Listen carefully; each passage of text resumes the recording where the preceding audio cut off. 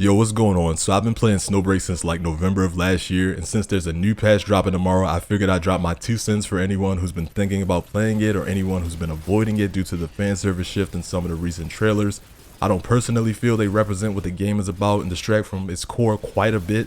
I do stream the game every day over at twitch.tv/kingplop.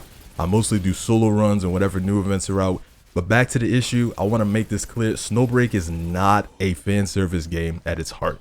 There are some revealing skins that are completely optional, and fan service is never a focus in the story or gameplay. It's mostly used for jokes with certain characters, it's never shoved down your throat, and it isn't super heavy-handed. On the line between Azure Lane and Last Origin, it is closer to Azure Lane. It's mostly for cosmetics and marketing than being an actual part of the game. However, the developers have started working on interactive scenes with one of the new skins from the current patch, which again isn't anything too crazy and again completely optional. With that out of the way, let's get to the gameplay. Personally, I love this game, but I'll be completely honest, it does have some really big issues at its core. I've always felt it came out a year too early ever since I started playing. The most important part of a PvE shooting game is the AI for the enemies, and my god is it barely functional in this game.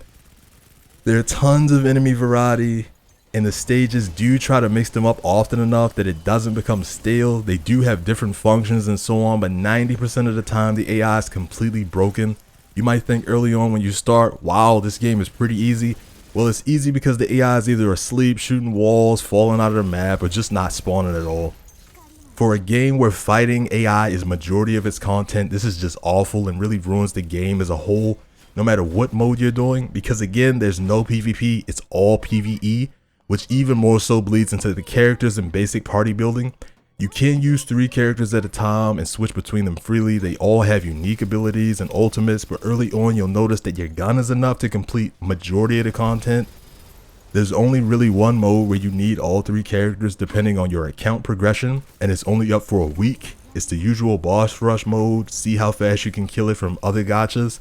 But outside of that, the lack of functioning AI makes team building kind of whatever. Which might be a positive for some if you've been avoiding this game because you aren't good at shooting or you just want to jump in without thinking and have fun. The game can be incredibly fun. It's one of the few gachas I'm currently playing that doesn't put me to sleep.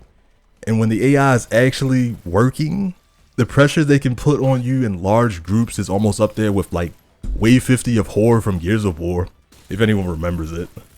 The base shooting mechanics are also really good.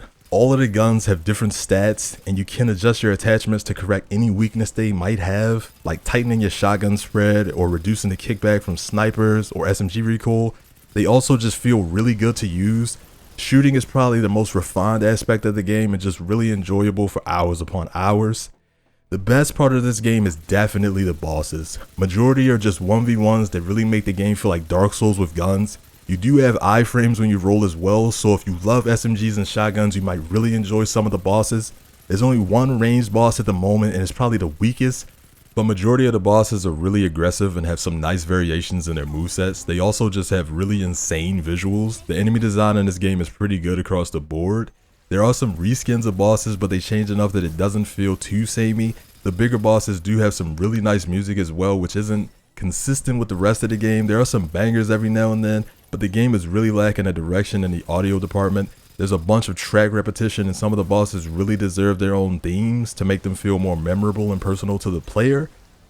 Like, they have the animations and sound effects, but they don't have themes that take some of these fights to the next level, like in any of the Dark Souls games or something like Nier.